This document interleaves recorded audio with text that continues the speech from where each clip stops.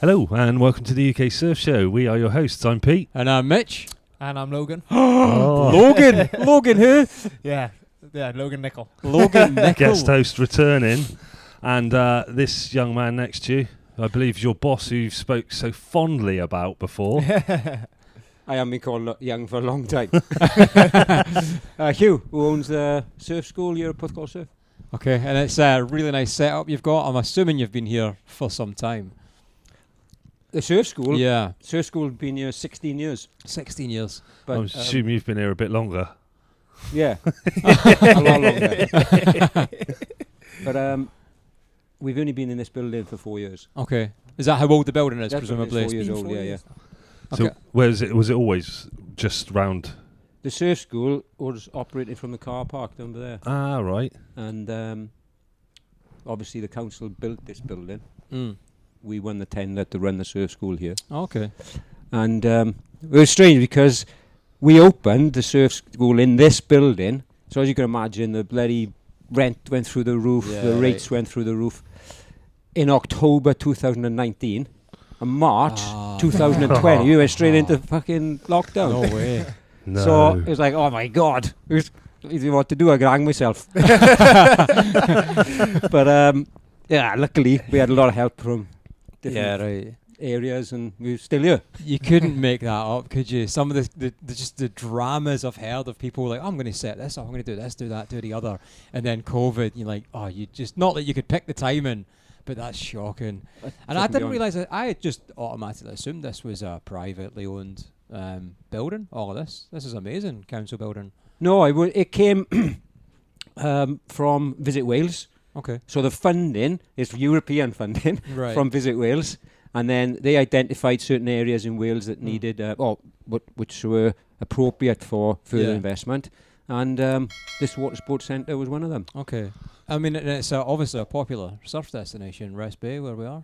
Yeah, immensely. It's probably, I'd say, up there in the UK. Yeah. On a busy day here, we get plenty 500 people, surfers in the water. It's bonkers. Yeah, it is mental. We are lucky though. We've got quite a big beach. Yeah. So when the tide's out, the beach is about 3 miles long. Yeah, right. But it all goes pear-shaped towards high tide. Yeah, for sure. When it's about 50 meters Just wide. funneled in, yeah. I established that yesterday. It was pretty frustrating. It's funny because when I looked, it didn't look that busy in the lineup, and I hadn't really appreciated how quick that tide was moving in, because obviously it's a huge tide and it comes in quick, doesn't it? Yeah. And then suddenly we were all at the slipway, and it was like, it's impossible, especially when there's people like Logan just tearing every wave apart. You're like, mate. Do you know what he said to me? So I had to drive home yesterday to pick something up that didn't get delivered in time. Came back and he was getting out the surf, and he said I was waiting for ages, and then the first wave I caught was right in front of Logan, and he was like, all I heard was, "Go on, Mitch!" I was like, somebody saw buzzing. Me. You got to see my horrendous pop up, but after that it was good. It was good. So when did this reprobate come into your life and start hassling you? Oh, I think you were just leaving school, 17? Yeah, 6 years ago. Yeah, You went I've to worked school? here 6 years. yeah. You wouldn't tell, but yeah, I did try, and then asked Hugh for a job when he had the trailer in the car park. Nice. And yeah, been with the business luckily since then. Yeah. Just watched it grow, and yeah, it's been amazing.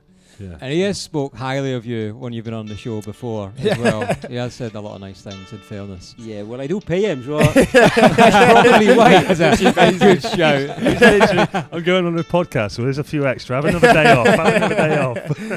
So how did you get started then? How did you end up starting a surf school? Oh, good grief. Right. It's a long story. Well, lucky we're on a podcast. I used to be a financial advisor. All right. And I did that for 25 years. Yeah.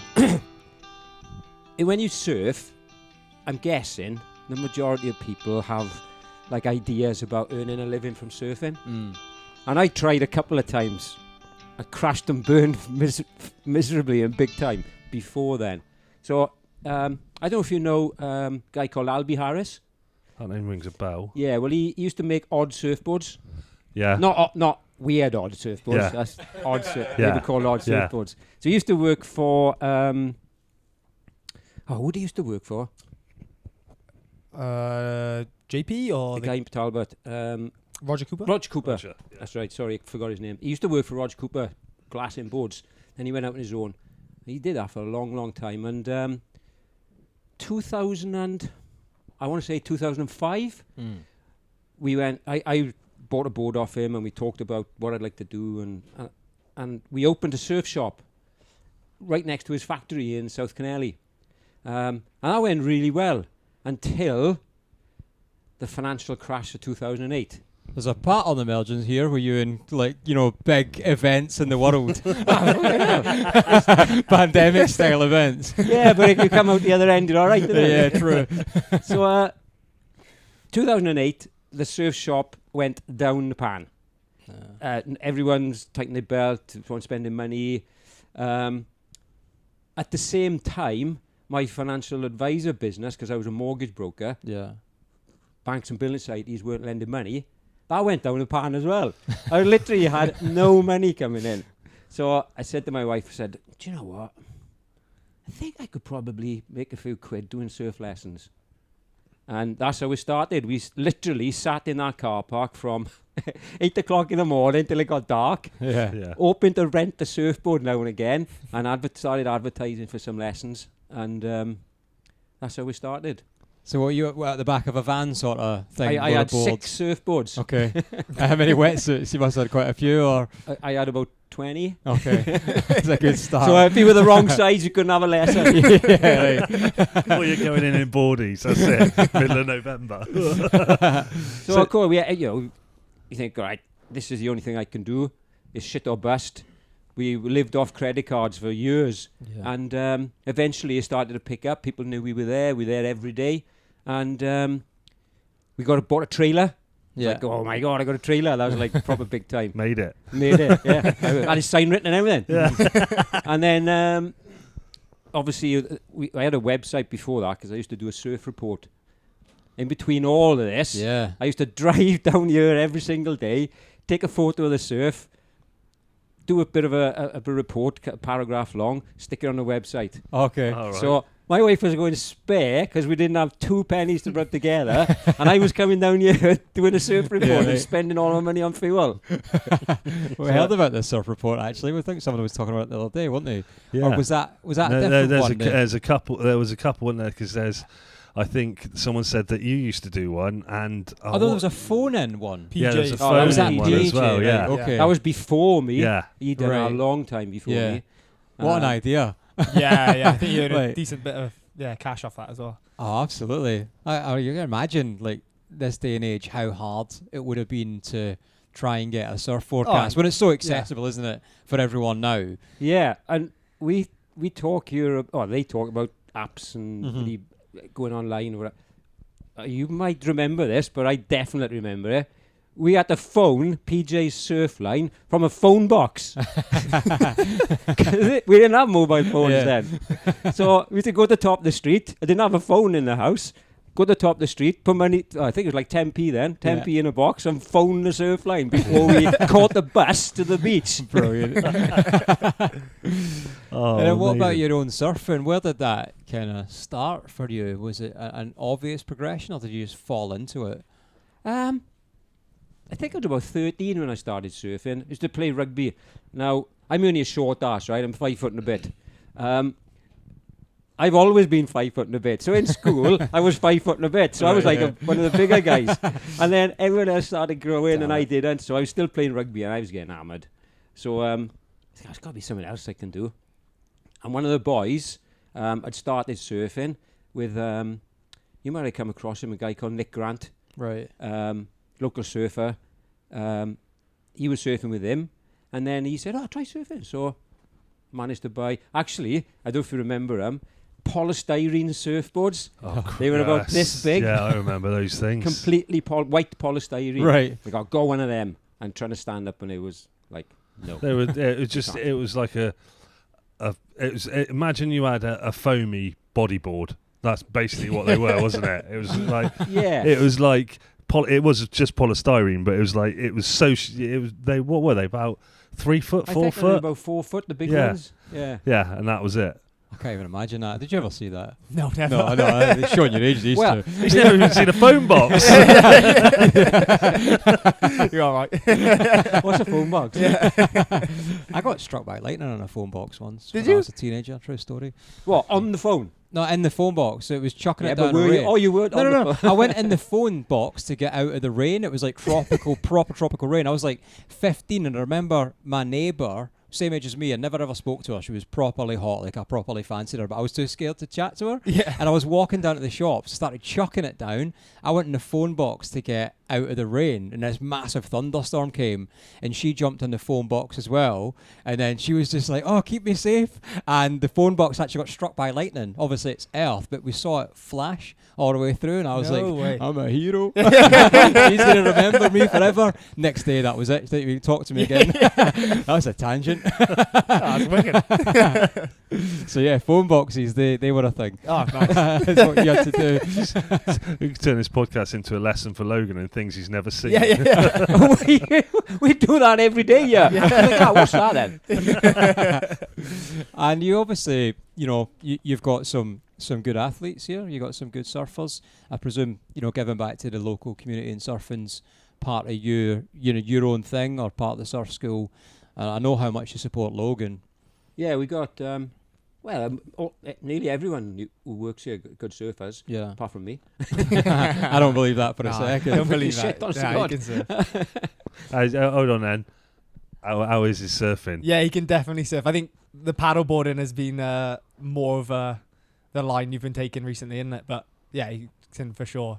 Yeah. Yeah. You don't go to the beach every day and not able to surf. He Yeah. can surf. Yeah. Maybe we prefer his skiing skills, but yeah, he can definitely surf. But the community thing, like in terms of everyone who works here, it's everyone who's part of this surf community. I'm the person who lives the furthest away that works here. It's like it's pretty nice to see and to work for a company that like it gives back so much to like especially all the local kids, even if they're coming down washing wetsuits in the summer. Yeah. Like that's been something that's been nice working here. Is like the kids who are going to be future Welsh champions, British champions, they're all working here as well. So that's a nice part of it. Yeah, for sure. There's a big yeah. roster of people who work here too. It is good. You're We're lucky. full time. Yeah, pretty much. There's two of us that work most of the year. Well, Yeah. actually three of us. That Three kinda, full-time, Yeah, yeah. 3 full-time all the way around the year. But with a couple holidays here and there that I'm allowed. He's pretty generous. I was with just that. going to say, glad he said that. Full time, that's debatable. that is. As full-time as we can be. So but Full nah. time as you can be, does 20 weeks a year. That's it.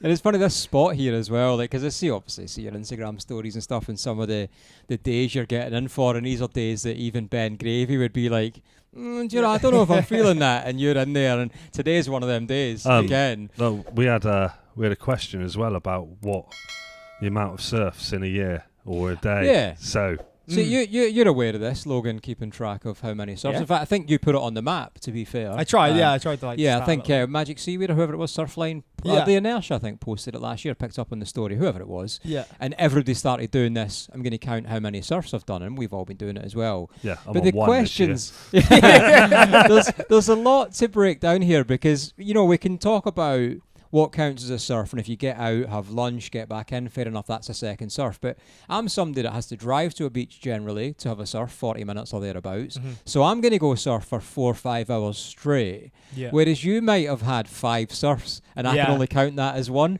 So we need to work out the details Yeah. of what counts as one surf, and everybody wants to know it. No, I've had this chat with so many people. Like, how do you define a surf? Uh-huh. So like a couple of people said, you need to like get out and take on sustenance. So like if you've have food, but then you could get out, stay in your wetsuit, eat a banana, and go back in, and that's not 2 surfs, is it? So No. I always think of it as like 1 session at the wave. I'd count that as a surf. Yeah, So if you're doing 3 sessions in a day, that's 3 surfs. that's Or getting out of your wetsuit fair. Mhm. and like warming up somehow and then going back in. I kind of count that. So if I stay in my suit, that's just 1 surf. You know. Okay. I guess you could count change of location. It depends.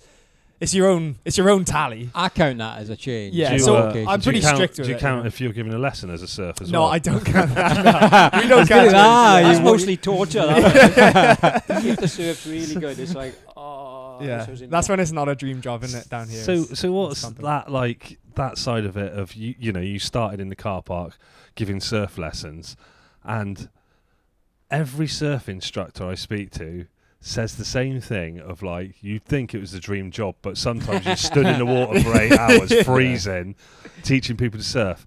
Like, there must have been something in you to carry on going. Yeah, well, on that bit. any job in the world is not perfect, is it? Yeah. No matter what your job, I don't care what it is. Yeah. This is close to it. So you get swings and roundabouts in every job. You get swings and roundabouts here. What's the plus is? You're at the beach every day. Yeah. You're meeting people. You're actually teaching people to surf. Yeah. That for us is like, that's the be all and end all. The downside is if you sat and stood on the beach watching a class 3 to 4 foot light wind sunny day, it's a little bit torturous. Especially when you're watching people ruin it and thinking that could be me ruining that wave instead. I suppose you get that thing as well, because like we all get excited when we see people like first stand on a wave and the amount of stoke they get, and you know, there's just the pure excitement, and like you're seeing that every single day. So that's got to be one of those main forces that just drives you. Yeah, 100%. And all the boys will say that. Yeah. We'll come up, we'll go, we have a little review once they come after the lessons, pretty much nearly every time. It was great, they all stood up. Great, they all stood up. Oh, do you know what, we only had one that couldn't stand up. It's like, bugger. And then we talk about why couldn't they stand up. Oh, okay. Yeah. So this like development about what we did, why we did it, what they did, why didn't they stand up. It's like constant all the time. And was that a natural progression, how it got to that stage? Was it obviously when it started just I was on my own, I just talked to myself. Yeah, that's what I do at work. Come on, Hugh. But yes, that's the way things develop. Yeah. If you just left things as they were, they'd never get any better. If things don't change, they'll stay the same. Yeah.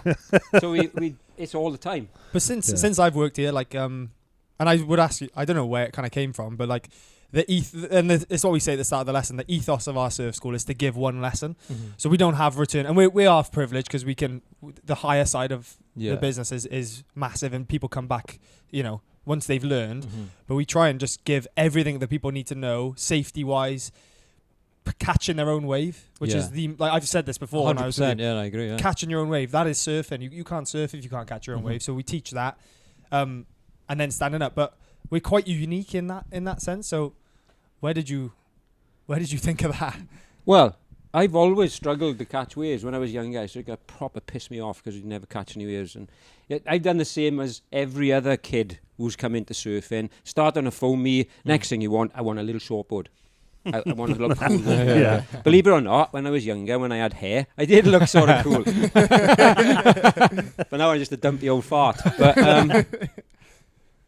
I've done that same mistake about not being able to catch waves. Yeah. So for us, and for me especially, when I developed the lesson plan, like, what's important about learning to surf?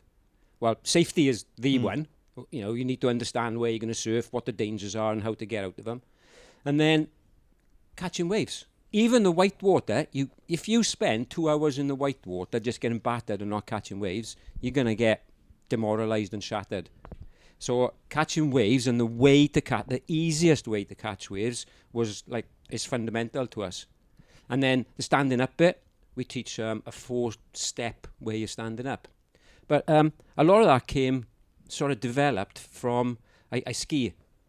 And one of the best teaching organisations, this is debatable, right? And everyone's going to slag me off for it. But the ESF in France, the French ski schools, they do that. They structure their lessons so that you start right at the beginning, down here somewhere.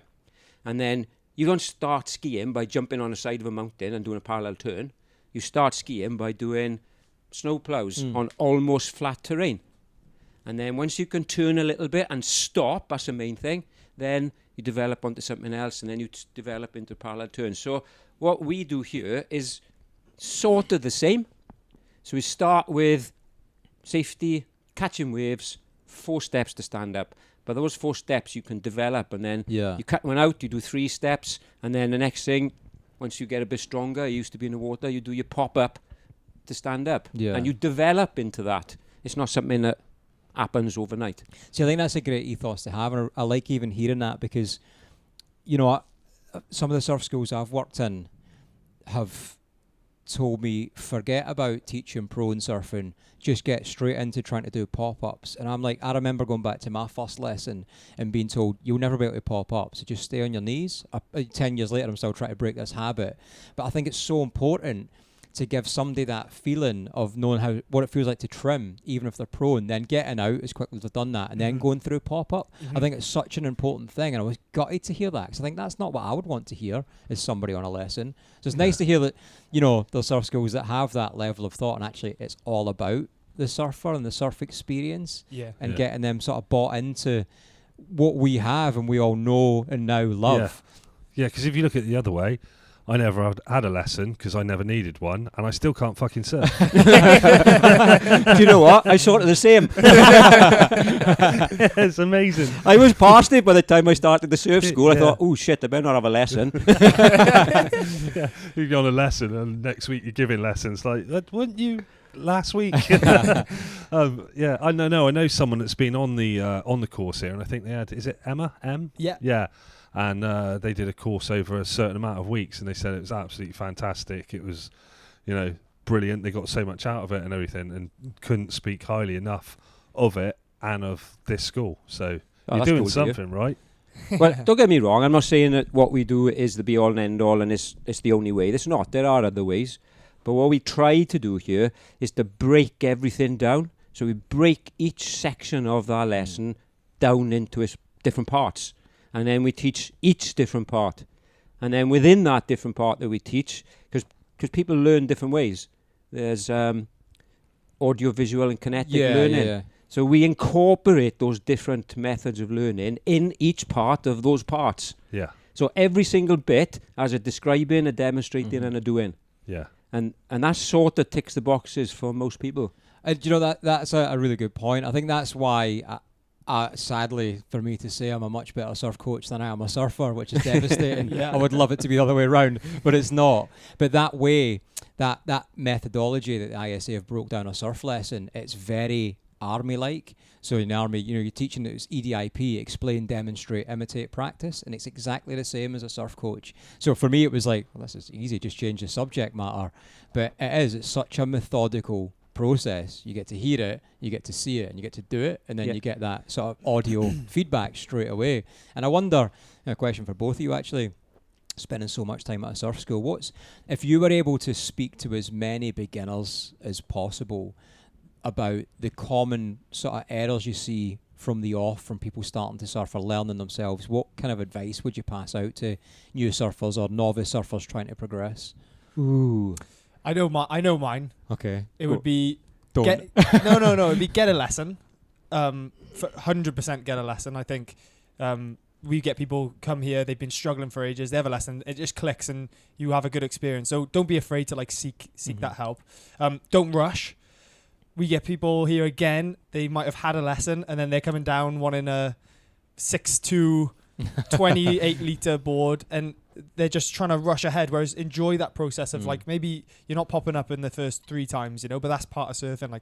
Take your time with it, and then ask questions as well. Don't be afraid if people come up here, we always give them advice, and that's how you learn, is by asking other people in the water for advice. It's a pretty friendly community, especially this beach, I think. So they'd be my one. Definitely get a lesson. Don't rush anything, and ask. On that, did you have lessons? From my dad. Who sold your boards, as we know. No. And if you could rewind time, start young, that helps as well. But yeah. I was going to say, because we learned by the sounds of it on fuck! That was too big! Sink or swim kind of. Yeah, I was a bit like that. No lessons. Yeah. When the boy said, just paddle out. I went, well, out there? He went, yeah. Oh my God, okay. What would yours be? What would you advise people? Oh, Craig, got to be around safety. We get so many people come here, and I'm guessing it's in other places as well. They don't know the beach, so they don't know where the rips are, they don't know where the currents are, and we get a lot of people end up in this current and rip over here. So I'd say I was aware of it. It took me by surprise how quickly I got there. I'd say if you haven't been to a beach before, ask or do a bit of research about the safety bit. Yeah. Where's the safest place to surf? Not the best place to surf. Yeah. The safest place to surf. That's if you're a beginner. If you're not a beginner, it's a different kettle of fish, isn't it? But as a beginner, safety first. Be safe. Don't go out too deep. We get a lot of people, especially beginners, they're out way past their depth and they can't catch waves. It's because they're out too deep. You know, as Logan said, don't rush. Take your time. Start in that white water and catch loads and loads of waves. And that just those two. Yeah. And as he said, get a lesson. It does help. It helps massively, I think. How many do you see? This is going. Obviously, I've never done anything like this myself, but we used to look at when, like, we first started surfing many years ago. Me and friends looked at surf forecasts, go in, not knowing how to read it, and go in. That day looks fucking big. Let's go that day. We get it all. So, like, being that close, how many people do you see? And you're just like, oh my God, what are you doing? Like, they've got no. Like, I remember one day we went to Newquay. It was in January. It was around a storm. Was it January? Was it Wollacombe or Newquay? And the guy said in the surf shop, we're like, can we hire boards? He's like, no, you'll fucking die. It's like, oh, It's all not right just you then. that says Yeah. that, But it's 30 quid. Yeah, but it's that, you know, it's that thing of like people that I don't know what it is. It's like, you know, like you're saying, like It's a going responsibility. yeah, but it's like when you're young, going for that, like the wrong type of board, thinking, you know, it's ego, isn't it? You know, thinking you know everything, thinking, oh, it can't be that bad. It's only going in the sea, what have you. Just how many of that sort of stuff do you see and get on a regular, and how much like he just like laughed at how many times you go, no, you're not having a board today. Like, Quite a lot. Yeah, we do. And that's another like really refreshing thing working for Hugh as well, is that like the customer's not always right. So when it's 50-mile-an-hour wind, they don't whether it's lack of experience or they just don't care, they haven't thought about the risks. Yeah. And it's nice to work somewhere where like they have been taken into consideration massively, and we don't allow kit out when it's wrong for the person. It's not just about the money. It is about people's safety and them having because they won't come back if they, especially if they drown. Yeah, they definitely won't come back. So. Somebody's got to get that board. Yeah, but it does happen a lot, doesn't it? We do say no a lot. Yeah, so we got a protocol. If it's over 30 mile an hour, we shut. We just that's the end of it. We What was can't it today? have it in. 25. It was about 20, 25. Yeah, it's pretty savage out there. You can imagine any more than that. Oh, yeah. We Totally. get we've had 65, 75 mile an hour wind. People coming up to rent some kit. Like, it's just nuts, no. isn't it? You just got But no clue. Like you just said, they look at the report, they see the size of the wave, and they don't really perhaps they don't understand the implications that the wind has on that board with them in the water. Yeah. So they're just looking at big surf. Let's get to the beach. Yeah, big waves. Yeah, it's that same thing. I mean, for years, I was guilty of doing loads of it, of looking at a surf report and not knowing what I was looking at, like Magic Seaweed when it was. How many stars is there? How big is it? That's all I was looking at for years. And I was just like, that's big, let's go. You know, and I said that many times, like, I admit to stuff like that, which is like, you know, it's just naivety and just not fully knowing what you're getting into. And I suppose it's not respecting the sea, because I was always aware of, like, you know, as we've discovered, that I give up when I go underwater. That's a different story altogether. That's just a hope. But no, just like give up. And I don't know what it is. It was I don't know if it's a naivety or stupidity. Maybe that's probably but, more know, likely. At the same time, I think. I mean, obviously, you don't want people to go out and do stupid stuff and get in such a serious, you know, scenario that it's going to be carnage. But you've got to make mistakes, obviously, because it's the best way to learn. Like, we've all been way too deep, you know, starting out surfing and turning around going, oh my God, how did I get this far out? And that sinking feeling of, I don't know if I'll get back. And you kind of, it makes you suddenly aware all the time of where you're sitting and, you know, line up markers. Yeah. Like, I think you're in that same thing, you're taking off on a wave that's too big for you, or too steep or too fast. You won't do And it again. exactly that, you're like, oh my God, what am I looking at here? Like, I'm not going to do that again. You've got to still make them mistakes, ultimately. Yeah. Well, I just come back from France, right?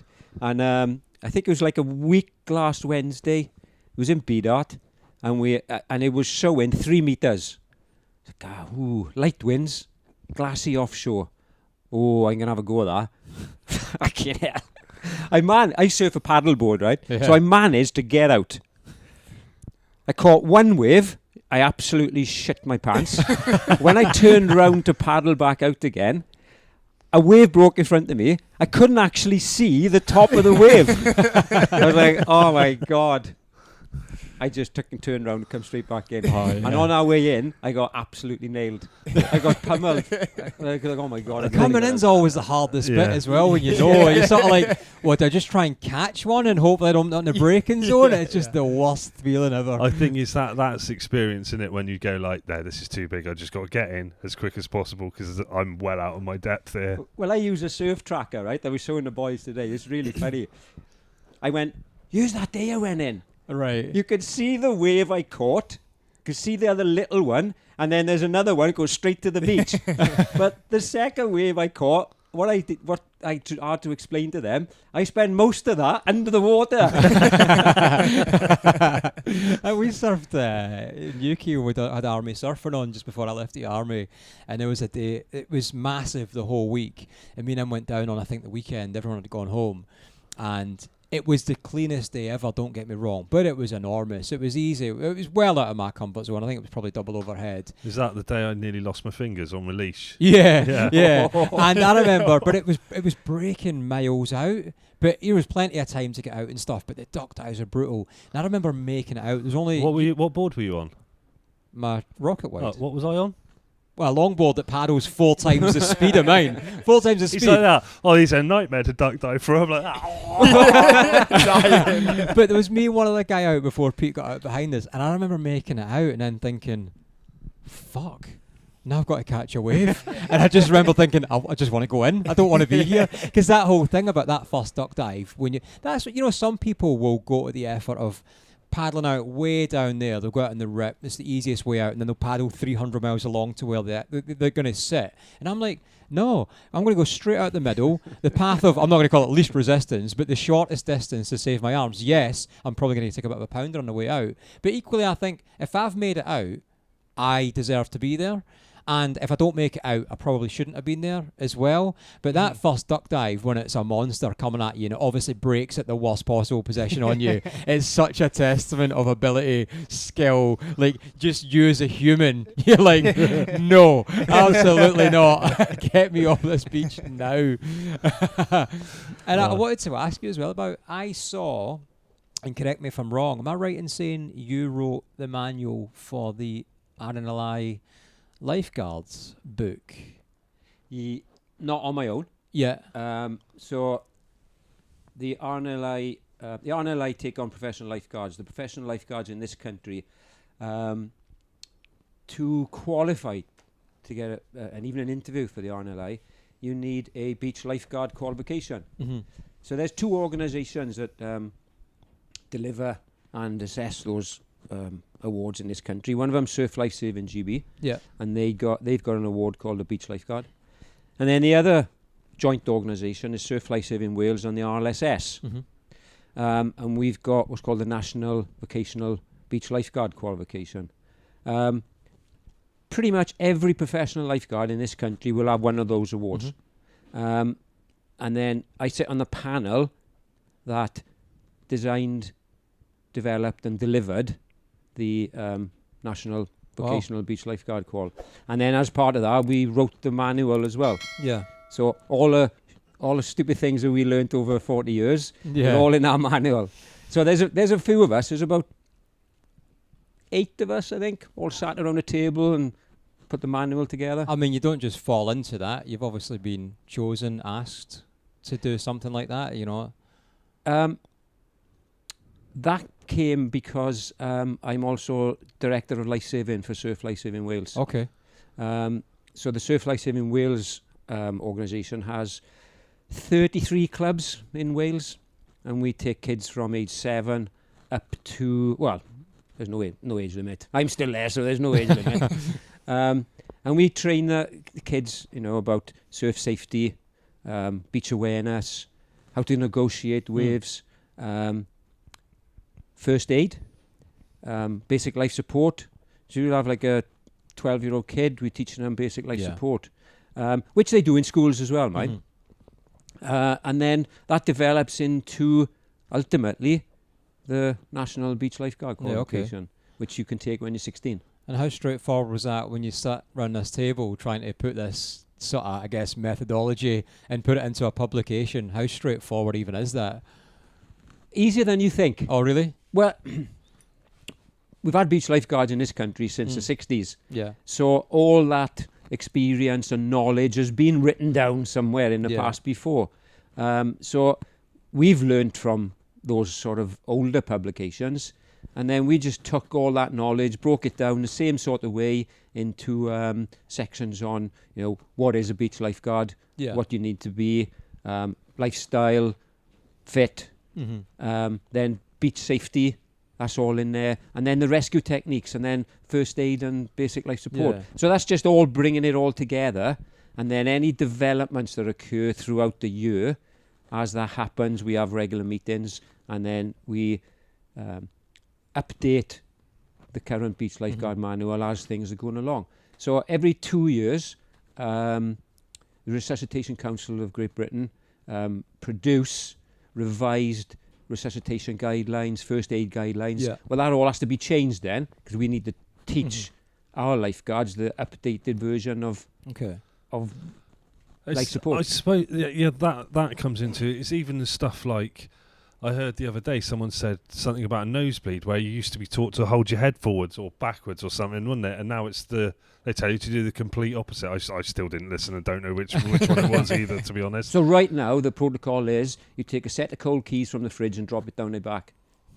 I was well in there for a second. Taking notes, right? Keys back. Keys back, right. How long do I keep them keys Your in face the was fridge? class then. I was well in on that then. The crazy thing is I can see it in my head now, this scenario is actually going to play out really soon, and that's what you're going to think of. Like, you've got keys on nosebleed, keys in the fridge. I'll be on the phone. How long? How do you... I don't want to send you down a rabbit hole at all, but I'm curious here. I must have been SLSGB is my qual, so Surf Life Saving GB. I think it expires this week actually. But anyway, when I've done my refresher courses, there's been a few times where it's been completely flat for doing rescues, like no waves at all. And, I'm definitely not a strong swimmer. It does not come naturally to me at all, just like surfing. But there's been people even worse swimmers than me, and you're kind of looking around and thinking you even add a little bit of swell into this scenario, and there's no way you as a rescuee are making it out back to get that person and bring them back through the break. And obviously you can only train in the conditions presented to you, or test in the conditions presented to you, but is somebody kind of that involved? I'm just curious as to what your thoughts are on that very topic. Okay, so the guidance is that as you're training that candidate, either over a week-long course or over a longer period, if you're a member of a club, because you just do it week in, week out, the trainer signs an assessment form which says, I've seen this candidate swim out, negotiate the surf in big 2 foot or bigger. Yeah. So that's a little bit of the trainer's responsibility to say, well, you haven't been in 2 foot surf, so if I end up giving you this award, you not only putting other people's lives in danger, you're putting your own life in danger. So it's a little bit of responsibility on the trainer as well. But it's definitely in there. The trainer needs to sign that they've seen that candidate perform those rescues in 2 foot surf or bigger. Because if I was drowning and I saw me coming to rescue me, I'd be like, mate, I'll take my chances. I'm good. Well, do what I did. Pay Logan 20 quid. He just signs it. Outed. We've done a few rescues here, as you can imagine. I thought you were going to say we've done a few for that. 20 quid. And it's like, who's going to go in now then? Because I'm always last on the list. I'm like, who's here? Logan? Yeah. Ollie? Oh, do you want to go in? Well, I got to go in. Oh, fuck. It's a bit of a rundown there as well. I'm like, I'll blow it up my arse when I get it. How long's the lifeguard station open here? Is it just summer months? And so the lifeguard station belongs to the local club. Yeah. So they operate all year. Not operate, sorry. They train there all year. So that on a weekend they'll have 50 kids down there learning all the stuff. Yeah. But the actual professional lifeguards, the RNLI. Yeah. They stay here until second week of September. Okay. You guys got it when they closed down because of that sort of last level or first level of response kind of taken away from yourselves, and then suddenly it's all on you guys. It is all on us whenever they're gone. On a sort of average, I know it's difficult to say, but like after they leave, how often do you find yourselves having to go down and help people out? In over the period So over they're that, not here, over that period, then, probably a good half a dozen times, maybe more. And sometimes that's pretty like we've had like loads of fin cuts, haven't we? Dislocated shoulders. That's happened the other day. Like you because of the location of Porthcawl and then how big the surf school's become, you have a lot of people who aren't super confident in the water and people who can get themselves into tricky or bad situations. And it does. I definitely think it happens. There would be a case for there to be lifeguards down on that beach. Nearly all year round. Really? You know, at least every weekend. Yeah. You just get hundreds of people down here, you know, and rightly so. It's an awesome beach, but so how accidents happen. I'm going to ask you, because of writing manuals for it and stuff like that, how would you go about that, of getting that to be manned or? So the problem is, and I don't know if you know this, but I'd say 95% of beaches in this country are manned by RNLI. Yeah. But the funding comes from local authority. Right. So it's the local authority who agree the times that the RNLI are going to be there. Yeah. And they pay for it. So with cutbacks all over the country, not just here, you can see the local authority going, do we really need lifeguard cover in December? Yeah. And the downside, the unfortunate part is, a lot of that time you don't. But when we get those perfect storm things of a little bit of dry weather, nice surf, light winds, even in December, it can get a bit mental down there. Yeah. And you would need some lifeguard cover. Yeah. And when the it stands out like a sore thumb. When the lifeguards are on duty, there are hardly any rescues. Yeah. Because the whole point, that you would know this, of being a lifeguard is to prevent a rescue. Yeah, you always see them on the beach, just move over, get back in, do this, you know, and like... Well, that's all preventative stuff. Yeah, it's all like, I know, and like, you know, even from like being a kid, of like being in the sea at places like that, and you think like, oh, I'm not doing anything wrong, you know, like whatever, you know, that's a good kid impression, actually, yeah. I've been working on it. You know, you see like you think, oh, I'm not doing what you're going on about. But then as you grow up, you see that and be like, you know, there's a reason you're doing that. There's a reason, like, these things are going on. And like you were just saying, you know, it's stopping it. And I don't, It's such a shame because so many lives are lost or badly changed through, and it's ultimately just lack of knowledge. And it's not an individual's fault. They don't know anything about rips. But, you know, and it's nice to hear that, you know, as part of your first lesson, you're actually including that, because that's not part of a first lesson, is it? According to the ISA, that's part of a second improver lesson when you start talking about safety properly and how to deal with rips. So to hear it from the off, like, I would love nothing more than it to be part of a school curriculum where people get taught about beach safety, CPR, first aid. In fact, the reason I was on the show as a guest in the first place was that exact thing. And it, you know, I'm hoping that will come in the future. I know there's definitely an initiative happening up my way that will see that potentially happen. But knowledge is power, right? Yeah. Preventative, if you knew it. The burden comes back to us as well. When on those weekends, then, like, Hugh will put on extra staff to go down and have lifeguard cover on the beach. And then, you know, like the other day when they had to do a rescue down here, there's no one else down here, you know. So advice to anyone would be surf at a lifeguarded beach, because there's a defibrillator down there, even when there's no lifeguards on duty. Surf where there's a surf school, because a good surf school look out for everyone in the sea, you know. And, just basic things like that. You know, the burden comes off. But the individuals need to be responsible for it. That's as well. the thing. Like you've just said, you'll put on extra staff, so in case anything happens, there'll be someone to go down. That's coming out of your pocket. That should be something that's coming out of the local authorities' pocket, like all over the country for. Weekends only. I agree. You should be sending them So bloody I know, invoices. Pete, you're telling the wrong person. I know. Come on, let's go down there now. I completely agree, but I also understand the problems local authorities have. I mean, for God, they're struggling to put care packages in place for people in hospital. So a lifeguard on duty there is perhaps not their highest priority. Yeah. But one of the things, you probably don't know this, one of the things we've worked on as well down here, and I'm pretty sure it may not be now, but it was unique to Porthcawl. There's an organisation here called the National Coast Watch Institute. Right. So the Coast Watch Institute, and they're not going to like me for saying this, but they basically all old duffers, right? However, they do a fantastic job. I'm not a member, but I will. I'm not quite there yet. They do a fantastic job. They watch the water. Yeah. So that's all they do. They don't profess to do any rescues. They just watch the water. So down here, they've got one here, they've got one in Barry. There's just a lookout point, and they are scanning the water for any incidents.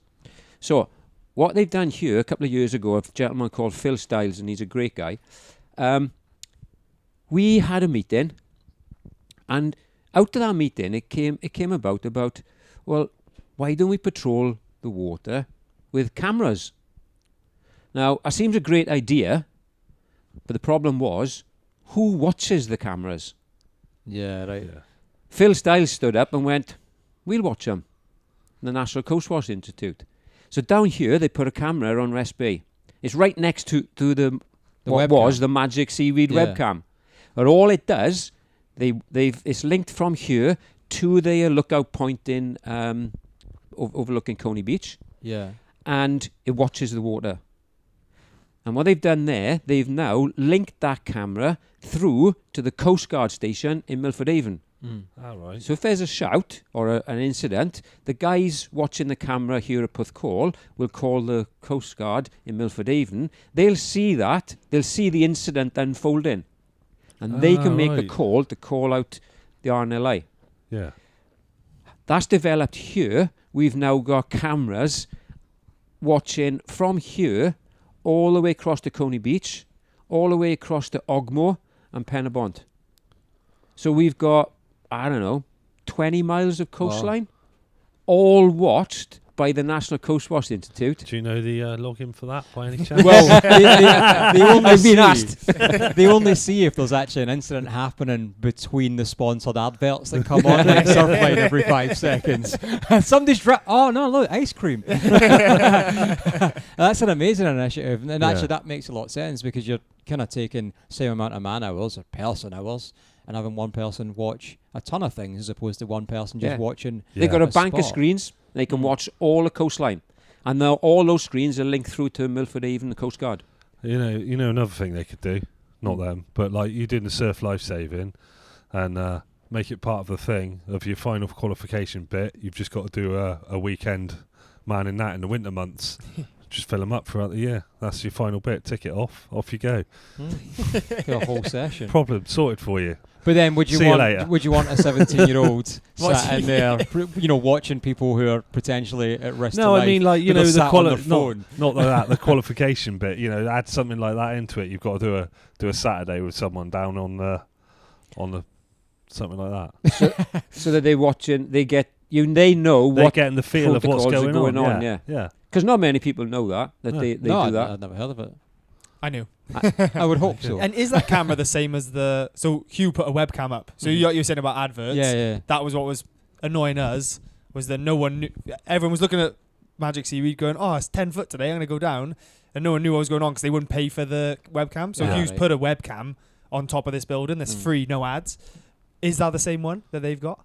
It's the same camera, yeah. It is good. Same It is quality good, camera, yeah. Yeah. It's like And top end. where can we find that camera if we want to go and look at it? Is it well-known camera to look for now? Is it part of the surf school? What, our webcam? Yeah.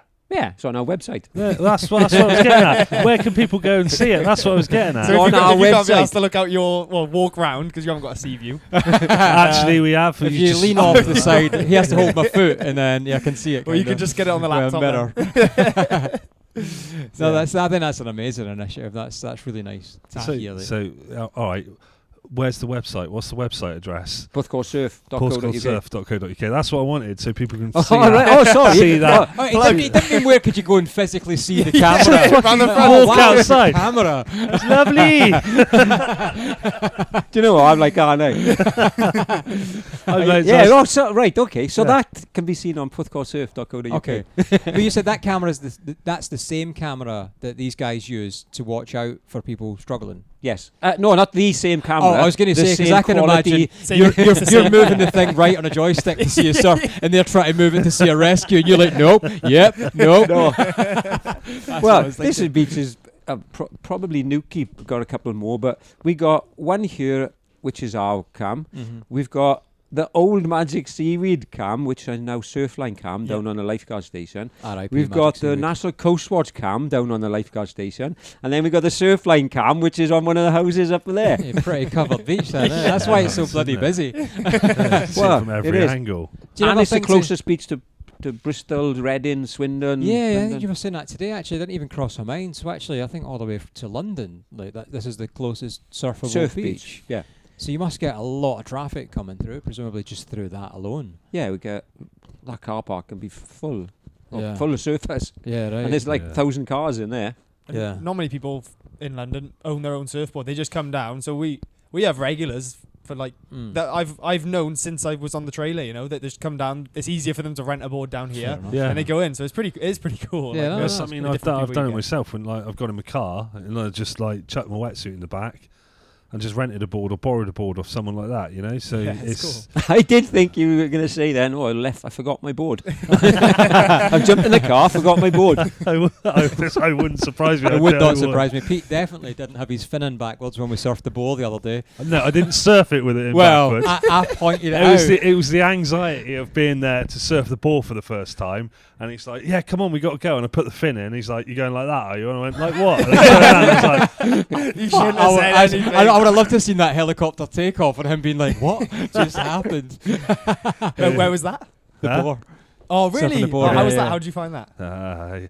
exhilarating and terrifying. So we've done two spots. We've done the one by the pub, Right. which is just like 300 metre wide open river, and it was like this tiny foot thing, but it was fairly punchy. And then we did another spot. Then went to another, I guess, more secret-y spot, which was like, it could have been in the jungle back on a survival course. Getting in was carnage, but honestly, it was like shoulder to head high. This thing came around the corner, and I You was could like, hear it before it came. oh, It you was like a heard it? train I was like, coming. holy shit, that's a proper wave. Barely meant it gone from a foot. And I was like, fuck, that's head Funnels high. in, goes So I've narrower. You hear me on the camera going, "Paddle, motherfucker!" So That's a proper wave, man. I'm filming it on my GoPro, and I was mesmerised by it, and I hadn't noticed that everyone had paddled like another 50 metres down.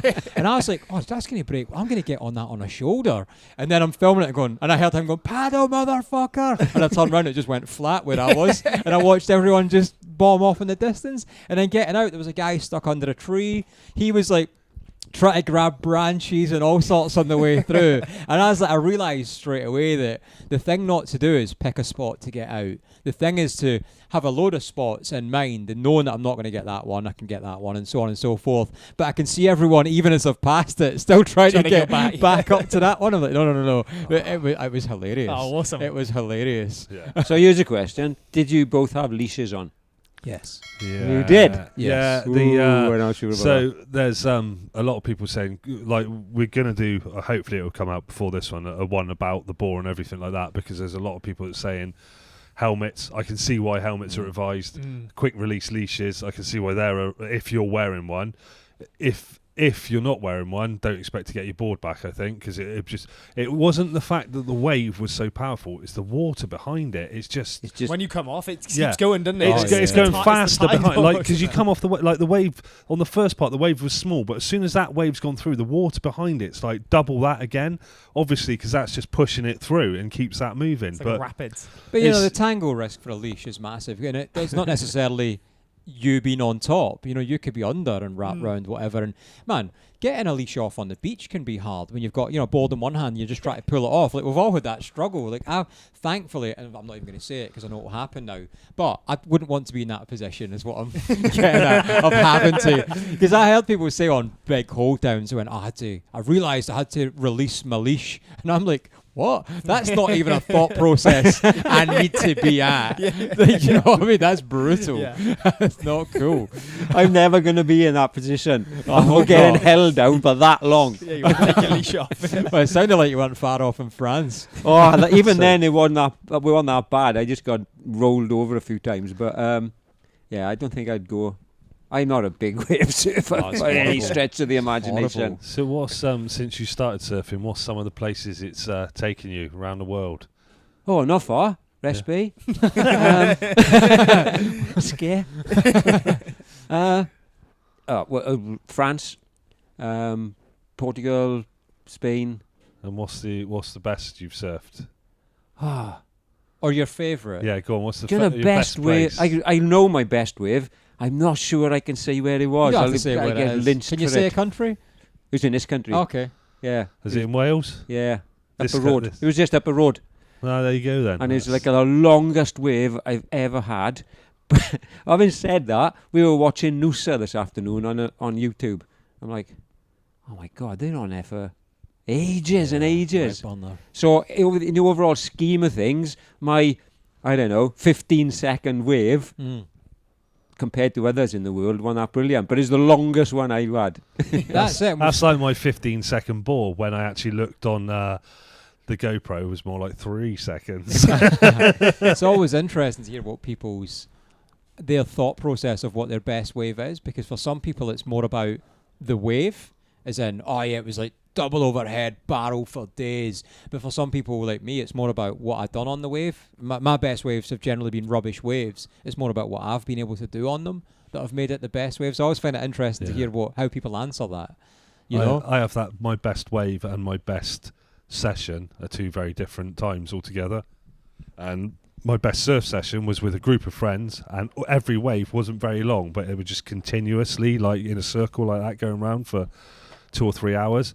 My best wave was at Westwood Ho, and I just rode it for, I think I've got it on GoPro, it's something like 1 minute and 17 Ooh, seconds that's like- Jesus. from the back all the needs like the all the ball? way into the beach. That's And not- That's you're a not- proper wave. Yeah. You're not going back to the lineup. You're going back to the van. After that. You don't need to that was surf like again. all the way back in, and I've got it on GoPro, Really? and it just goes on for ages. Yeah. Oh, here's a good question then, Hugh. It might be a shit question actually, but what's your best lesson you've ever given? Do you have a surf lesson that stands out and you went, that went really well? But I've never heard someone ask for such a compliment in my life. Please say me, Hugh. No. Given that you've given to a group of people and the outcome of the lesson was good. That's what Well, I gotta say, because I am such a brilliant coach, they're all really good. No, bollocks. There's one that always sticks out in my head, and we gave a surf lesson to a blind guy. Yeah. And I was like, how am I going to do this now? How is he going to know which way to go? And this sounds like cliched, I know. But when he started catching waves, I was stood on the beach holding his dog. So he was a proper blind guy. And so we went through the whole how to catch some waves. And fair play to him. He's like proper up for it. Yeah. I figured out after, he can tell and feel where the waves are coming from, and he just walked straight out. Got to waist depth of water, turned the board around, put his hands on the side. I'm like, this is all going to go pear-shaped now. And he must have heard or felt the wave come in, and he just took a step, slid on the board, caught the wave. I was like howling like a maniac on the beach, right? No, I'm not screaming. I was fucking crying. I'm like, oh my God, I'm fucking brilliant. And then he continued to do that, catching waves. And then when we got to the standing up bit, took a little bit of getting him into our 4 steps to stand up. And he crashed and burned a few times, but at the end of it, he got it. Yeah. Now, Amazing. I don't know how he felt when he stood up, whether he could just feel that he was standing, but with most people, when you stand up above a wave for the first time, they all get stoked about it. Yeah. So I don't know how he felt, but he was landed when he came out, and I was fucking over the moon, as you can imagine. That's probably the standout one. Do you think it helped that he had like really cold car keys out of the fridge down his back? That's what he felt. Do you know what? Do you know what? Oh That's what's going to come out of this episode, and that's what people are going to say to me for the next fucking year now. Oh, I got your car keys. Are they in the fridge ready? And I'll counter Logan's question. Is it if you had I was quite surprised how quickly you had a standout best. There's got to be a standout worst, if you can talk about it. Probably a lot. Yeah. It frustrates me a bit when people don't listen. Like, fuck. You what? It's not rocket science what we're trying to do. Yeah. And then we bring them out again. Hey, it's not just me about this. We've all had this. Yeah. And the guys come up sometimes. They go, and they just don't listen. Like, oh, yeah, I've fucking had it. You'll explain it and you'll break it down and you'll repeat it and repeat it. It don't happen very often, but we've all had one of those people that don't listen. Yeah. And they end up going, I get frustrated, I can't do it. Yeah, because you're not listening to us. If you and I tell you what sticks out in this, like a sore thumb. People who do listen sort of get it really quick. They like follow that sequence, bam, they're standing up. And then that's like, it's history then. You just carry on from there. Yeah. Brilliant. You spot them, don't you? You get it like same as people you get in normal everyday life, and you're talking and they're nodding and you're going, you're not listening to a word I'm fucking saying. You can just see they're just waiting for their turn to either speak or their turn to like do something else, or there's just the wheels turning but the hamster's dead. It's just like that's it. Do you know who I think is worse on a surf lesson than the Mr. or Mrs. not listening is the Mr. or Mrs. Yeah, I've done this before. Don't get started. Always the worst. Oh yeah, I think I'll correct you there, Mr. Instructor Man, on the pop-up piece. Right, It's usually people, and we've mentioned it before, and they turn up and they go, yeah, so I want a 9-1 83 litre single, and we're like that. Look, whoa, are you sure? And, I think you should just counter that with why. Yeah. And if they can't explain, go, you're having that. That's a good one. Why? Because it said on this website that I found that's what I need for my size and weight. All right, okay. We get that loads and loads and loads. Well, and the other thing we get is, can I get a 7.2? Which is, yeah, okay. Yeah. So have you surfed a 7.2 before? No. So why do you need a 7.2? Oh, because he's having one. Well, my mate down there said to get a 7.2. I'm like, oh God, have you ever surfed before? No. Yeah. Well, my boyfriend told me I need one. You're like, oh, come on. The amount of people like we've spoken to throughout like the whole series of podcasts, and if there's one thing that everyone says is the same thing. I wish I'd started on a bigger board. Or, do you know what? I was surfing, I was really struggling, and all of a sudden, I had a lesson, or someone said to me, yeah, try this bigger board to start with, and everything just clicked, and I just got it straight away. It's like, all right, well, I'm still on a bigger board, so still getting it. I'm still on a bigger board too. It is, though. It's so underestimated how important it is to be on the right equipment. And that's not just a board, that's fins and everything else that go with it. It makes such a difference to what you're doing, and even that small change. And I've made that mistake. I had a first lesson, come back from Afghan, went for a surf lesson. I'm going to do this, and went and bought like a 5.5. It was a 5.5, and I thought, and I was 30 at the time, so I was picking it up late. And in my head, it was, well, if I can do it on a 5.5, I can do it on anything. I couldn't even sit on the fucker. It fell off the car on the way to Newquay. I'd strapped it on in such a way that it was just man knots, I didn't know how to strap a surfboard on. So I just done 100 again, and I thought, even if it comes off, it will stay on. And I remember driving into Fistro, and this little board was just along the passenger windows on the side of the car. People must have been like, what? You got to make them mistakes, don't you? That's awesome. I remember you saying when you were on before, it blew me away when you spoke about how you didn't like, or I don't know what you didn't like, you preferred not to do advanced and improver lessons, and I just found that mad for your level of ability. Is that still the case, or? I'm a little bit more comfortable with doing it. I also get a lot of like those beginner lessons, like Hugh was saying, like you get so much from them, and like selfishly, like I really enjoy giving those lessons. Yeah. Whereas I don't know, sometimes like I'm I kind of second guess myself. Am I saying the right thing? Have I said enough? I can imagine. Sorry, I can imagine you get a lot of those. I've done this before on Advanced Improver. Like you feel like you're telling someone who can sort of surf already how to like suck eggs. Basically, you know, it's like that's how I sort of felt personally. Whereas I'm sure the person who I'm giving the advice to, they've come for advice, haven't they? So yeah. But that was just maybe I'm a little bit younger, and sometimes I'm teaching people who are older. I just feel like I'm talking to an elder in a wrong way. I don't know what it fucking is. everyone's older than you. Fuck off. but now, like we do have loads of improver lessons, and it's such a popular thing now. We've got Mike, who I know you guys are going to chat to. He does like an amazing job, but they're like super progressive over 4 weeks.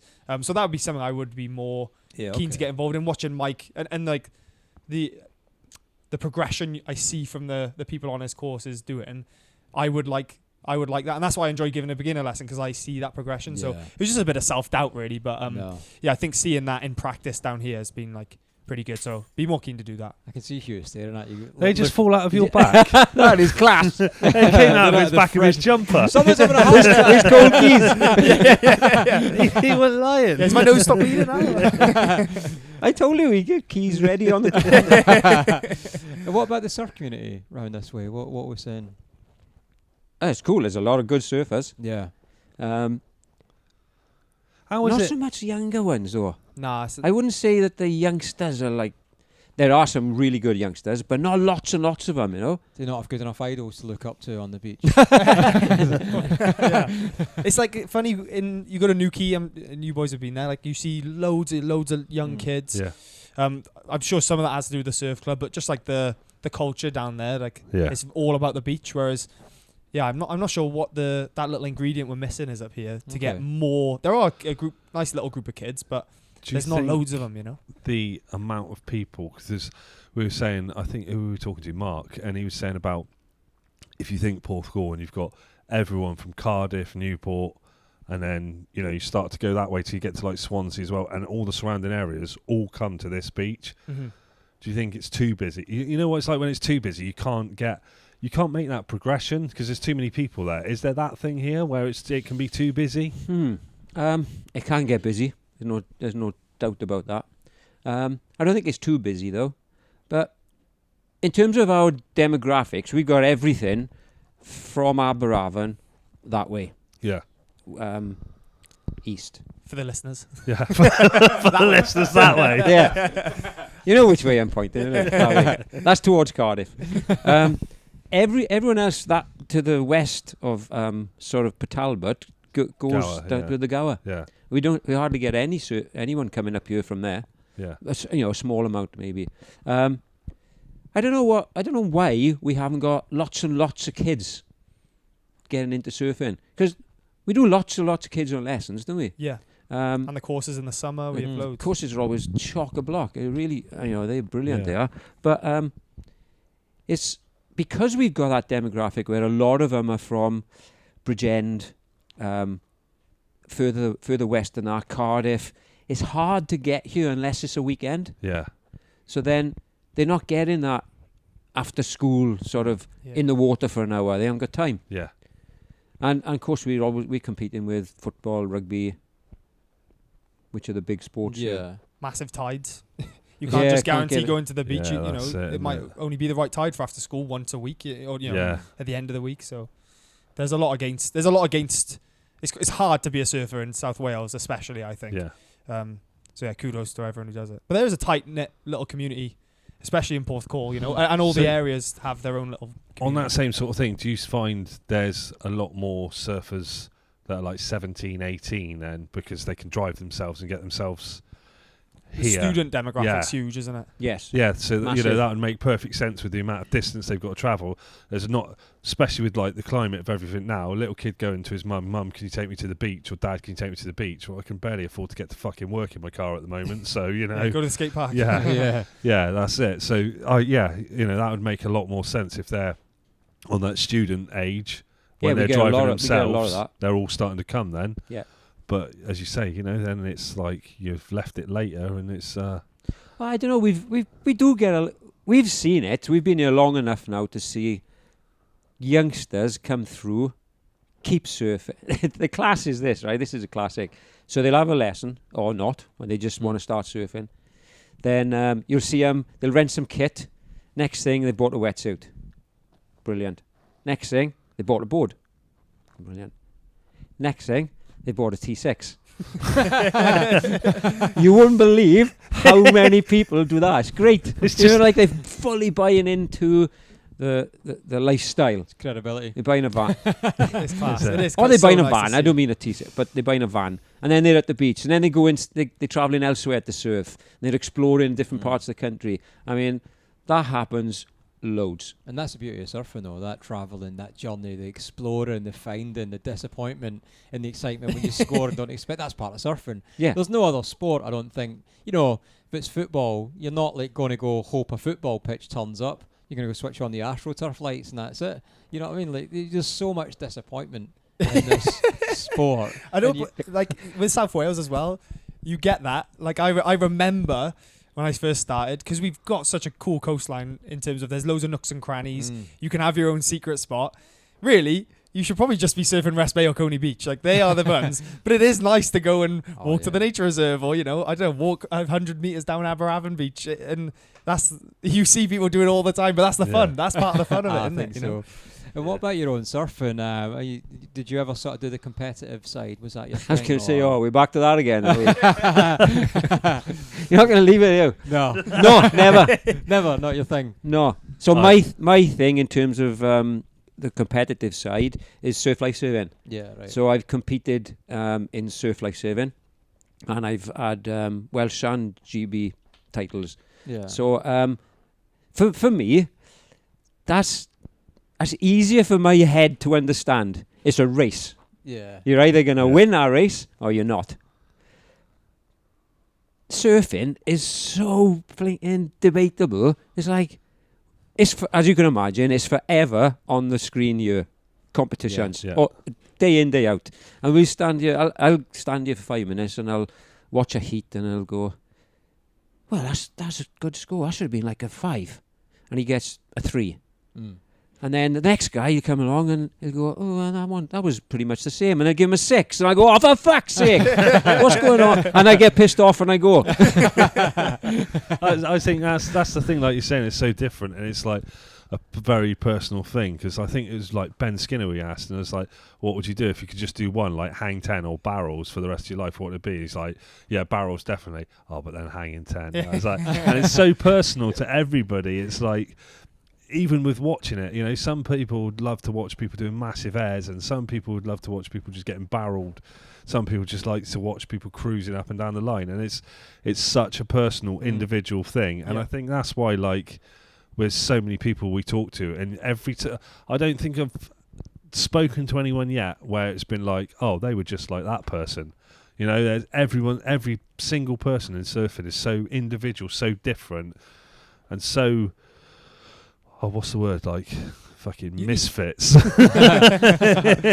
Unique is, this is a word. And I think that's why it's such a great thing to be involved in, because everyone's completely different. And So your listeners have probably heard this before, but how long have you surfed?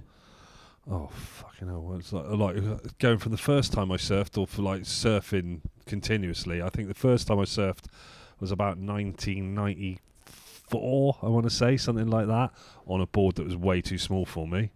Before Logan was even fucking born, by the way, he just looked at me. That's why I looked at you.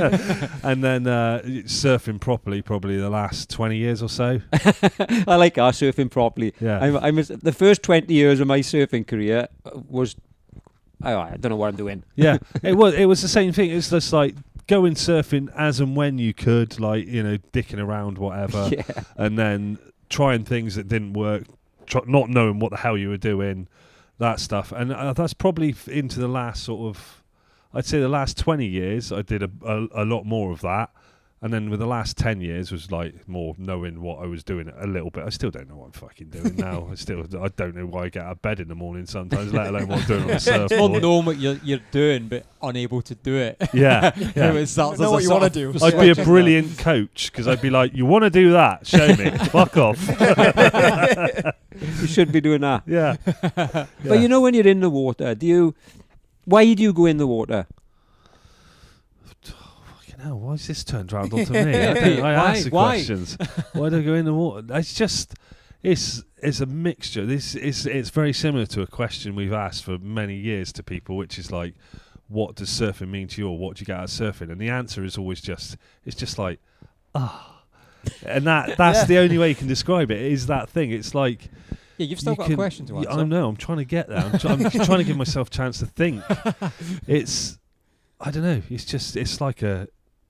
it's real fun, it's relaxing at the same time, it's calm, it's exhilarating, it's a mixture of all sorts of emotions. And often when I go surfing, I forget about everything else, and it's the only thing where you're just completely focused on what you're doing at that moment. Because if you're thinking about anything else, you're either drowning, you're upside down, or you're getting the shit kicked out of you by a wave. So it's something that puts. I'm useless at being in the moment for anything. Like even talking now, I'm thinking of 37 other things in my head at once. When I'm surfing, I'm just concentrating on that, and it's completely calm, and it just takes you out of everything else that's going on in your head, and it just keeps you focused on that one thing, and you're in the moment completely. And I think that's it. I think that's the only time I ever really feel in the moment is like surfing. So when you go in the water, do you go in with, right, I'm just going to go and surf, I'm going to catch whatever waves come along, or do you have something that you're trying to achieve out of that session? Like, I wonder if I could try this today. Mixture. Like I find often when I try and go in the water trying to work on something, I'll have a really shit surf. When I go in the water and just like, fuck it, I'm just going surfing. Like this week, just been in the water, just like, I'm just going surfing, that's it. The waves weren't amazing, whatever. Had a really good time, really great surf, caught some good waves. You know, they were only little and stuff like that, but I was like, had a great time. If I go in going, right, today I'm going to try and work on my cross step, or today I'm going to try and work on my like bottom turn or top turn or something like that, it's always shit. It's always shit. And I'm because then I'm not in the moment, I'm in my head. And if I'm in my head when I'm surfing, I cannot do it at all. It just goes to shit, and that's it. I get frustrated, I do, because yesterday, it was nice, wasn't it, yesterday? It was like 3 foot really clean. Nice. Lovely. I just surfed. Yeah. But I've been surfing a sup for about a few years now, but I've got more and more into it. You used to be all right before that, yeah?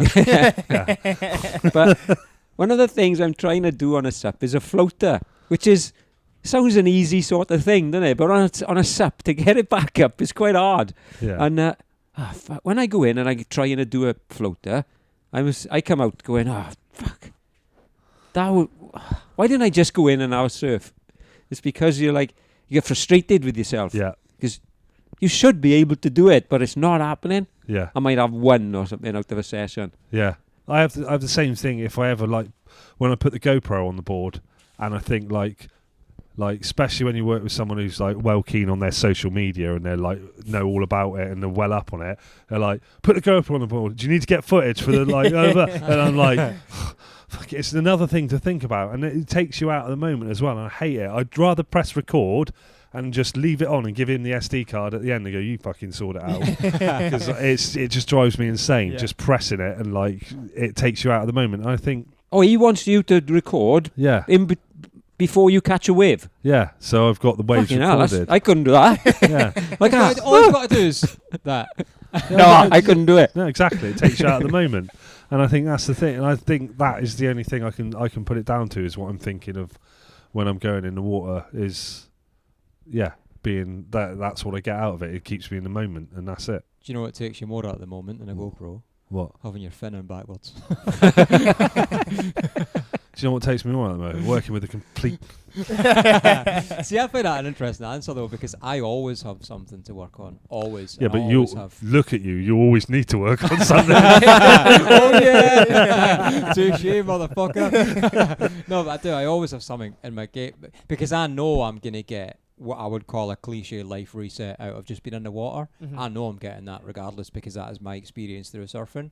So I don't need to think I'm going in the water for a reset. And also, I don't like when people tell me that you should surf for your mental health, because people say that a lot. I know this is about to be a tangent, but people say it a lot in such a way that, well, I went surfing and my mental health's not fixed. You told me surfing's good for my mental health. You're kind of making a weird comparison there. It should either be natural Sorry, it should be natural. You shouldn't be telling people it's good for your mental health. Let them experience that. So anyway, big tangent. But I know I'm going to get that because that's my experience of surfing. So I will always have a game plan, roughly. Not saying I'm going to go do this, that, and the other, but there's always something to work on. But then I have that problem of, you know, the second my tail lifts and the wave takes me, I'm like, oh my God, I'm and that plan is gone, immediately gone. I'm super goal driven as well. Like before my surfs, I like to have a little aim, especially if the waves are shit. That can be the only thing that gets you in is like, oh, I can either not surf or I can go in and maybe get better at this. But like, not everyone's like that. And that's, like we said, everyone's unique, aren't they? The thing about surfing is you can get whatever you want out of it. Yeah. Whether it is to go in and just forget about your day, or if it's to go in and do a better cutback or whatever, you know, it all makes everyone, I think everyone's a better person after they've had a surf. I think most people can attest. You know, you come back to this amount of surfs he had last year. Mm-hmm. How many of those was he supposed to be working? Oh, a fucking lot of them. Sorry. So, no, it's all right. I was here. I did know. He's got about 40 cameras set up. That's why the cameras are set up. I think, how fucking Logan's it again? So, you know, the other thing that helped him achieve that is that he will, in between a lesson, he'll go, oh, can I go in for an hour? And he'll go in for, so he'll have an hour off, but he'll go in the water for 45, 50 minutes and back out. So that helps a lot. But what I was going to say was, whereas 99% of the people will look at that surf, and I do it all the time, and go, what the fuck are you going in there for? It's like 1 foot dribble. He goes, but he's like, well, there's a wave. I'm going in there. That's why he's Logan Nicol. Hanging. So that's why, when he's got so many, and so many on the count, and that he's in all of flipping time. Can't progress if you're not. No, yeah, I believe that. I think, like, and we say it at the end of our lessons, we go, the only way to get better is practice. That is literally the only way to get better. And I think I live 40 minutes from here. So if I've driven to the beach, I'm going in and I'm going to make the most of my surfs. And that was drilled into me when I was younger because I wasn't making my parents drive down here and not going. My dad would have killed me. So yeah, just like that kind of has always been ingrained in me. But you only get better if you go in. And you're a good person to ask this because I say this a lot, but I'm actually not at a level to be able to really say this. But I think there's a unique thing for UK surfers in that we have so much shitty, choppy, windy, sloppy, weak, rubbish waves. And I think as a competition surfer or a competitive surfer, if you've just got a really big face and a clean, powerful wave, the wave's doing all the work. You just have to have the technical ability to be able to do that, and that's obviously refinement. But some people struggle in them weak, shit, choppy waves.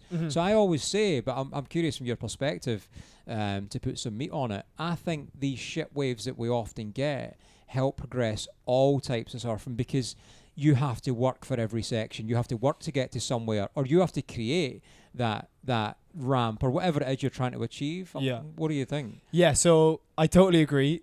But yeah, there is a but, because I've only just figured this out the last maybe 2 years, or like really the last year. It does. I think if you can surf bad waves well, you can surf any wave well. But what I'm finding is that the habits I'm picking up from surfing in bad waves often, which is pumping all the time, I'm always trying to work for that wave, trying to get every bit of energy out. So when I go and surf a wave with loads of energy, I'm still doing all this movement. Whereas you see those guys who maybe surf from Hawaii or like other parts of Europe, they're super relaxed on the wave. There's not much moving parts. So I used to think bad waves is awesome. Kenny Slater lived in Florida, but there is a part to it, competitively, where I think, and British surfers, you can see, is always pumping. We're always trying to move our board because that's what we're so used to doing. So there is an element that is really good, but being in good waves, obviously. I never actually thought about it like that, because actually, especially at a higher level of sort of QS surfing, you shouldn't look like you're having to work the wave, should you? It's supposed to be smooth transitions between. Yeah, and I just find sometimes I'm doing the extra little movement, and it can cost me personally in heats and stuff. But yeah, for the most part, I always think every single surf you can take a lesson from,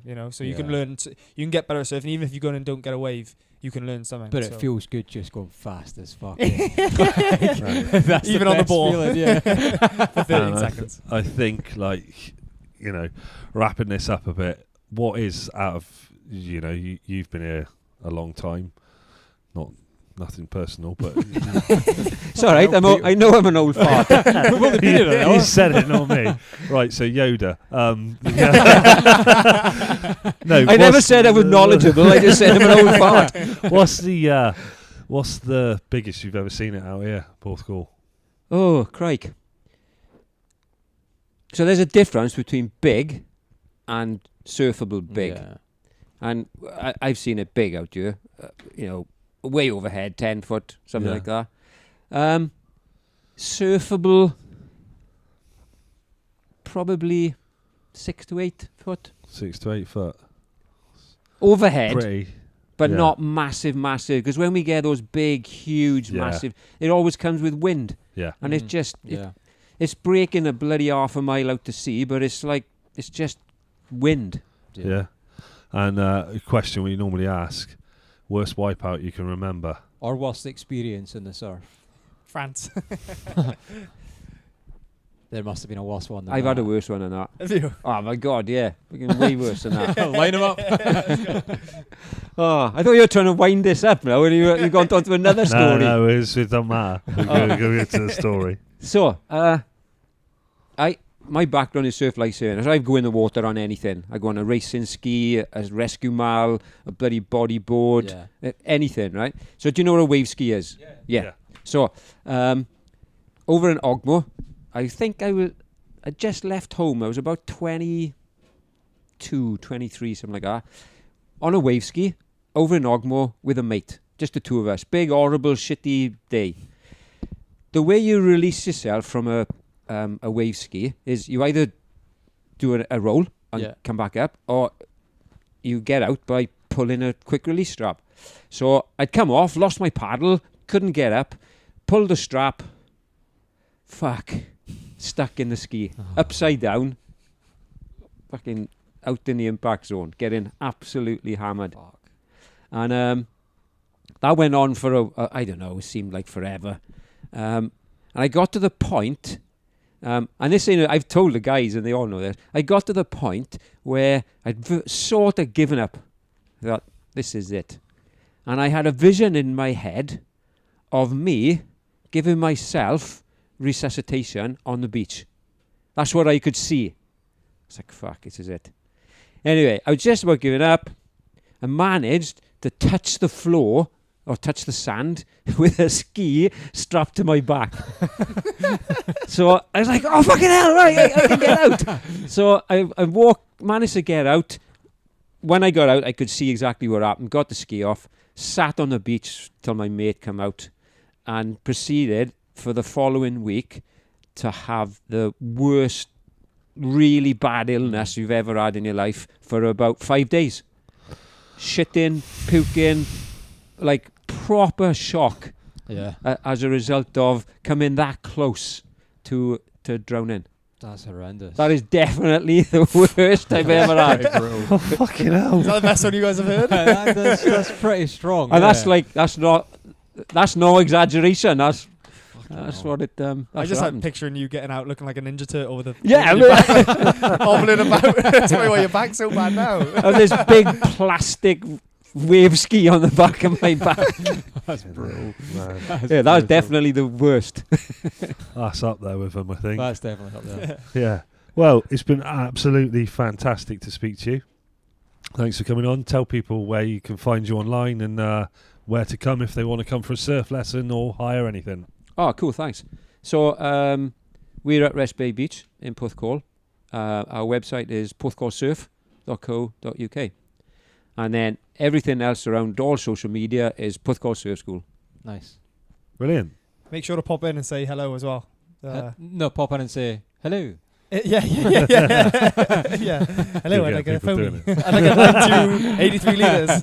I mean, I'm not putting words in his mouth, but if you say it like that, you'll get a discount. Hello, the UK Surf School Centre's here. Brilliant. You can't have this 50 mile an hour, sorry. Amazing. Cheers, boys. guys. Thanks. Well, cheers for that, Hugh and Pete. What a fucking legend. Ellie, I like when we first went to see him, and I think you'd spoke to him already because we had to get a delivery there because it was supposed to come here, and then we had a whole nightmare with that, and I had to drive back home and get it, and the dramas. Yes. Anyway, I think you'd been speaking to him before, and then we went round and spoke to him, and we were like, doing a podcast. He's like, what do you want to do a podcast with me for? Pretty much. Well, it wasn't. No, it wasn't even that. So I'd been into the shop and I'd been speaking with Emma, and who worked one of the instructors at the school, and I'd said to her about Hugh coming on. She was like, oh yeah, he'd be an amazing guest. And I'm pretty confident Logan was already supposed to. In fact, I know for a fact Logan had already said that Hugh was going to come on. Yeah. So I went round to try and touch base with Hugh, and it was Emma that I ended up speaking to. And she was like, I'm not aware of it. But he's in his van, so he works in his camper van just for peace and quiet, around the back of the surf school. Yeah. And Emma's like, well, come with me and I'll tell him what's going on. And Emma was there trying to explain what it was we were doing, who we were, what was going on and everything else. And he literally just interrupted her. It was almost rude, and I was sort of like, oof, here we go. This guy's going to be a nightmare. And it was like, listen, no disrespect, but who are you and what do you want? And I was like, I love that. Yeah. I'm all about that direct approach. Yeah. And do you know what? What an absolute legend he really is. He Proper was. nice guy. Yeah. Stories for days. Yeah. But real pinnacle of the surf community, the way he goes about his business, the way he runs the school, the way he even got to having the surf school, and I'm not saying other surf schools don't do that, but the saying no to rental kit and equipment, for example, closing down the surf school when it's above 30 miles an hour wind. Yeah. I just think it's really admirable what they do in there, and super cool. And like he's going on all his stories then, and like all the other stuff he does as well, which the things he started, and it's just a real nice guy and just a real good member of like the Welsh community and Welsh surfing. But the bone to pick with Logan is Logan was supposed to have sorted all this out. Logan is the one, when he's listening to this now, he's absolutely useless at sorting anything out. I don't know how he manages to surf because like he was supposed to send me a picture that someone took on the beach of us all. And it took like 3 months to come through or something like that. That may be a slight exaggeration, but it did take a long time. And it definitely wasn't when he said he was going to do it. As well. And I remember that picture. He also was supposed to have, like, of when he came on and how much praise he sang for Hugh, like, he was supposed to have sorted all this out, and Hugh didn't have a fucking clue. Logan was just like, yeah, Hugh will come on, it'll be great, yeah, brilliant. I can't move on. We need to go back to the picture, because that was that the night we had that really fucking good surf? Like, it was really good. That was the night, yeah, we had that really good surf, but, like, we got in at one end, and we were down the other end, all of a sudden, and then all of a sudden we were back up the other end again, you know, where the rip was like just moving like left to right across the bay or whatever. Like the tide must have turned as we got in and, you know, changed directions. But that was a really good surf. That was one of my best surfs. I think, if not the best surf I had, at least when we were there. Like, it was super clean. It was pretty big. But sunset. It wasn't even heavy. Yeah, sorry, it wasn't it? It was a sunset surf. It was, well, if was epic, man. You got video of that one, haven't you? So we can overlay that, because you got video of both of us on that, I think.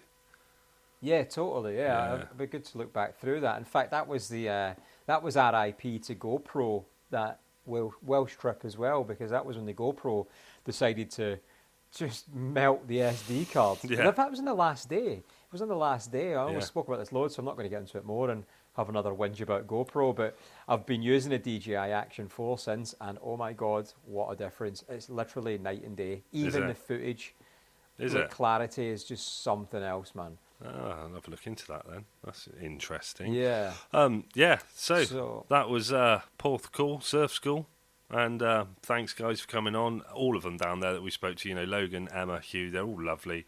I can't remember the other guy's name who we spoke to as well, but he was a nice chap as well.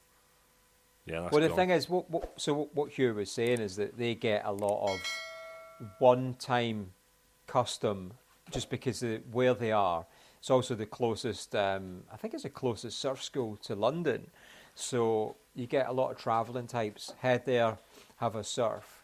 And the community there is just, I think it's really special, and they're obviously massively at the heart of it. So if you are a surfer, or newbie surfer, or even experienced surfer, and you're looking to travel there for the first time, or go back there for, you've been there before, man, pop in and say hello, because I think they would appreciate it a lot. They are real pinnacle of the surf community. So do it. Really cool place. And, 3 minutes walk from the Airbnb we were staying on.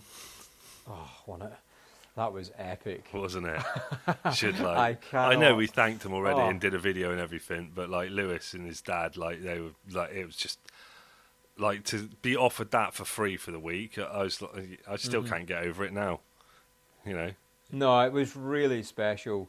And hopefully anyone listening in Devon or the Northeast or anywhere else that we need to be visiting to do a week's worth of podcast episodes, we need a really swanky Airbnb to stay in. So hit us up. Hit us up, yeah, somewhere to stay. Because the next I think we're going to do, well, as we've discussed so far, I think is going to be the Northeast next, and then probably Devon. So. And then we'll have to look at going to Ireland, and then we'll have to look at going somewhere else. Maybe go abroad. Well, the UK surfing goes abroad. All these ideas. America, fuck yeah! About places to go, and we don't want to just keep doing the same places, but it might even be, like universities, for example. We could have an ongoing theme of, we could do all the local uni surf clubs that are in an area we're going to. Obviously, it's a lot more prep, but it's just cool to do something a bit different, I think. Hear different opinions, different people talk, different experiences, and coming from different cultures as well in surfing. I think that would be properly cool. Maybe we should do an episode on golf or something. That's completely different, Well, it's massively linked to surfing, isn't it, golf? Is it? There's a lot of surf golfers, because there's a lot of golf courses at the coast, links golf courses, so a lot of surfers play golf in their downtime. How can you find something that I was just literally taking the piss and you actually found something in that and gone, yeah, all right, then that's an idea? Can't hide this level of intellect, Pete. I can. Anyway, in other news, this episode is episode 99er. 99!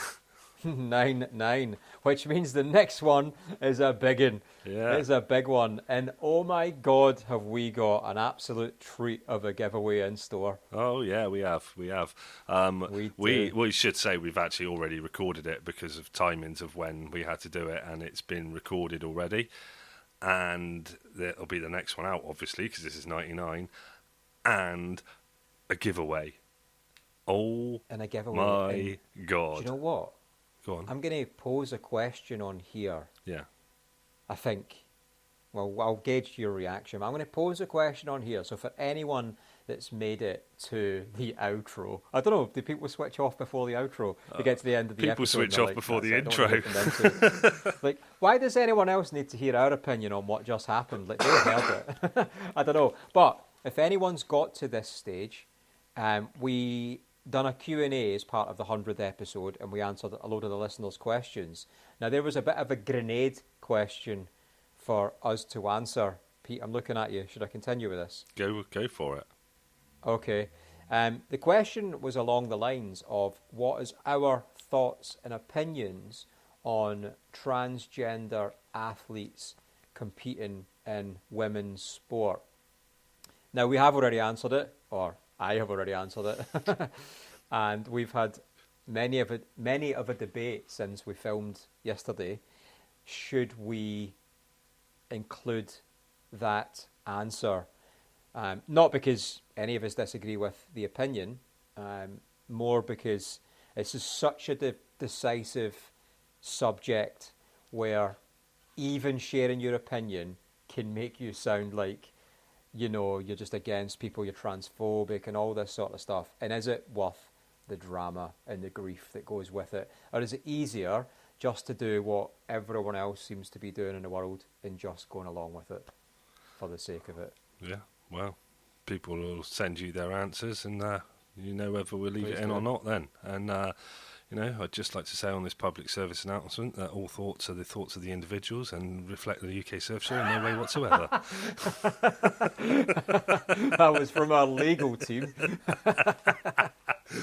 But yeah, no, I think you answered it like quite fairly, so you can see it'll probably be left in anyway, if anything, it will cause a bit of, well, if you take it out, I'll leave it in on the audio version.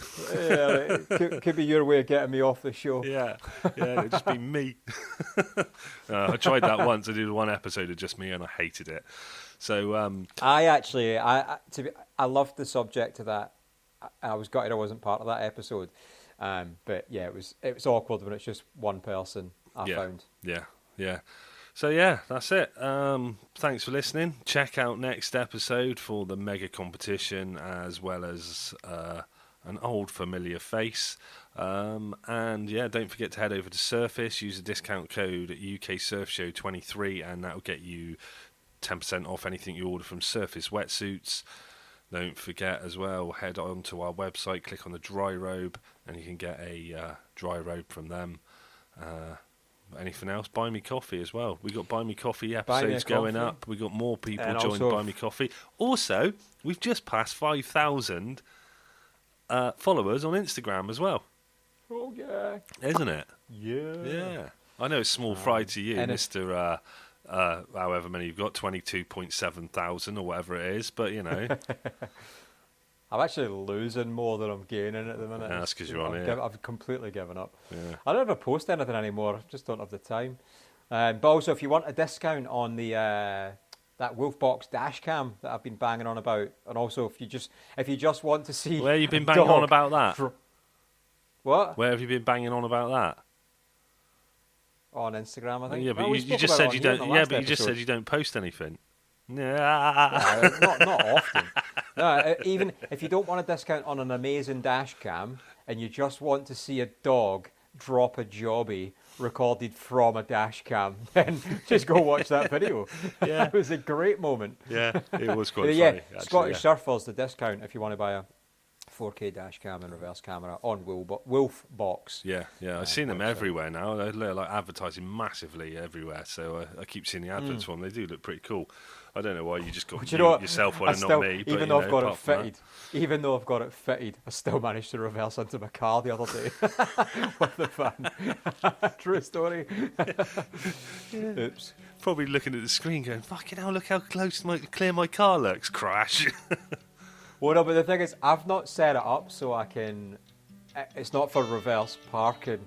It's for me filming surf trips. It's content, really. That's how I've set it. So it's more facing the road, Or I'll reverse park at the beach in St Andrews so I can record part of my sessions until it cuts itself off automatically. So that's how I've set it up. Oh, my God.